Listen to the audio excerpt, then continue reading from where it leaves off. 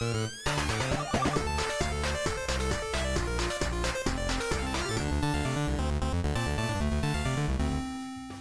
Ball Xenoverse released back in February of 2015. Critical reception was middling at best, with Destructoid claiming, "Dragon Ball Xenoverse has some of the worst design decisions ever embedded into a video game."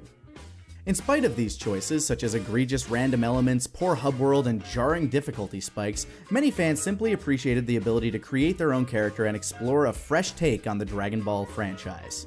Due to this, Xenoverse went on to sell over 3 million copies worldwide, making it the best-selling Dragon Ball game in history.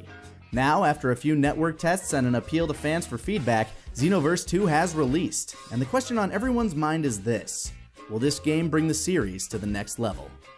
Before we get into the review proper, I want to acknowledge any bias I and the rest of the team may have towards this game. First off, we have been fans of Dragon Ball for a vast majority of our lives at this point. Second, we are good friends with many people who worked on this game and Funimation's dub itself. Lastly, Takahata 101, Kaiser Neko, and myself are actually in this game as custom voice options. Subsequently, if you do decide to pick up this game, you can play as us by choosing male voices 8, 13, and 15 respectively. With that out of the way, let's talk about what Xenoverse 2 has to offer. For the uninitiated, Dragon Ball Xenoverse allows you to play as your own customized character. You start by choosing your race: human, Saiyan, Namekian, Majin, or Frieza's race. Two original villains, Toa and Mira from Dragon Ball Online, are wreaking havoc throughout time, and it's your job as a time patroller to protect the Dragon Ball timeline and make sure events happen as they should. This often involves cleaning up little twists, such as Cooler showing up to help out his brother Frieza on Namek. If you've played the what-if scenarios of Dimps' other Dragon Ball games, then you're probably familiar with the concept. However, it's between the story missions where you truly see the improvements in Xenoverse 2, and what the game truly has to offer. First and foremost, the parallel quest system has finally been fixed. Parallel quests, or PQs for short, are the game's primary source of techniques, equipable items, and other loot. Now, in order to get the best loot, you need to complete each PQ with an ultimate finish, meaning you need to complete extra objectives and the primary one in order to get a chance at the best drops. See, back in Xenoverse 1, sometimes, even if you've completed all of the extra objectives, the ultimate finish might not proc, meaning you have even less chance of getting the items that you wanted. I don't know why this wasn't patched or if it was intentional from the outset, but hey, in Xenoverse 2, it's fixed. Also improved in this sequel is the mentor system, wherein you can find some of your favorite Dragon Ball characters, as well as Raditz and Yamcha, scattered around the now redesigned hub world, all awaiting to teach you some of their iconic moves. Unlike the first Xenoverse game, once they spawn in their locations, that is where they stay. No longer will you need to reload the hub world constantly, hoping that the one mentor you want randomly spawns. God damn it, where are you, Cell? Xenoverse 2 also expedites the time between your mentor's lessons. Now, to progress to the next lesson, you only need to play through the story and complete an advancement test, which is normally a gauntlet fight between 5 of your currently available mentors. The combat system has been tuned up as well. The biggest and most obvious change is now every race has a transformation skill.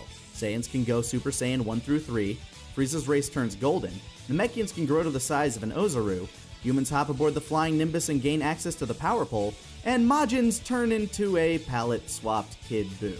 They apparently have the, quote, best move in the game, but I think the Majins kinda got the shaft here. Each of these transformations comes with its own special mechanics, and while I'm not entirely sure it's balanced, it at least means that if you choose a race other than Saiyan, you have something fun you can do. Unless you're a Majin. The combo system has also been reworked. Some of you may remember from our Xenoverse 1 playthrough that we were able to get through almost any fight by using what we like to call the box combo, which was essentially an infinite combo that would end most any fights using only the square and triangle buttons. This combo doesn't exist in Xenoverse 2, and I think that's for the best. Many combos end with you hitting the enemy away, prompting you to use teleports, stuns, and other attacks introduced in Xenoverse 2 to keep the fights feeling fresh. Other minor changes include some mechanical tweaks to some of the special attacks, the ability to modify your charged ki attacks, and now every enemy will be affected by your attacks, regardless of if they are a boss or not. Seriously, the super armor was super infuriating.